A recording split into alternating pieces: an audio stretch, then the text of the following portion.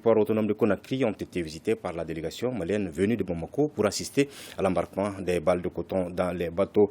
Ainsi, le premier navire transportant 750 tonnes de coton malien a pu quitter Conakry pour le marché mondial. Envoyé spéciaux du Gouffana Traoré, Abdul Salam Bambara.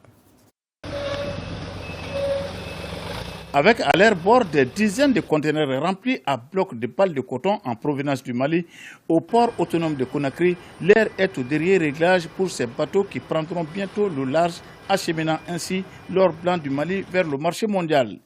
D'ores et déjà, je peux vous confirmer que 30 conteneurs de coton ont été embarqués dans le navire et sont partis à leur destination. 90 conteneurs sont en voie d'être aussi embarqués pour le 3 juin et qui seront aussi partis à destination. Une volonté des plus hautes autorités des deux pays qui se concrétise aujourd'hui à la grande satisfaction de la partie malienne. Je suis très satisfait, je le disais tout de suite.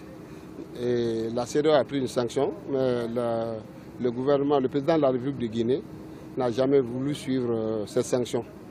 Ils ont laissé les frontières ouvertes pour notre pays.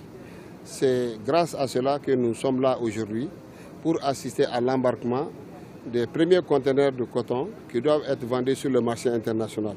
C'est vraiment une grande satisfaction parce que sans la Guinée, on aurait beaucoup de difficultés pour pouvoir vendre notre coton sur le marché. Alors que cette année, nous avons fait une production record, première de l'Afrique en matière de coton. Donc nous ne pouvons que remercier la Guinée pour cela.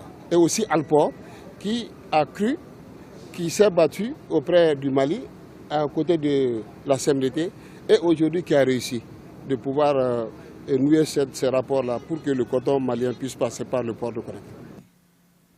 Au port de Conakry, la délégation malienne a pu visiter quelques magasins de stockage pour s'assurer du respect des normes de la CMDT en matière de stockage et de sécurité. Des techniciens qui sont venus et qui ont fait des va-et-vient avec certaines recommandations. À ma grande satisfaction, je me suis rendu compte que Alcor a satisfait pratiquement à toutes les normes édictées par les experts en la matière. Parce que vous savez, le coton est un produit spécifique, on ne peut pas le stocker n'importe comment. Il y a des normes à respecter au niveau de l'entreposage et toutes ces normes ont été respectées. La délégation malienne a aussi visité la zone d'extension du port. Elle s'étend sur une superficie de 150 hectares et permettra à la plateforme portuaire de tripler ses capacités.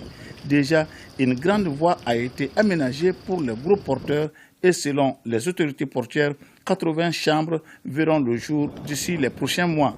Elles serviront de lieu de repos pour les chauffeurs maliens. Modibo Keïta a d'ailleurs rencontré ses principaux animateurs du corridor Bamako-Conakry qui lui ont présenté certaines doléances. Parmi elles, l'aménagement sur le corridor de lieux de stationnement et d'aires de repos pour faciliter le trajet. À Conakry donc,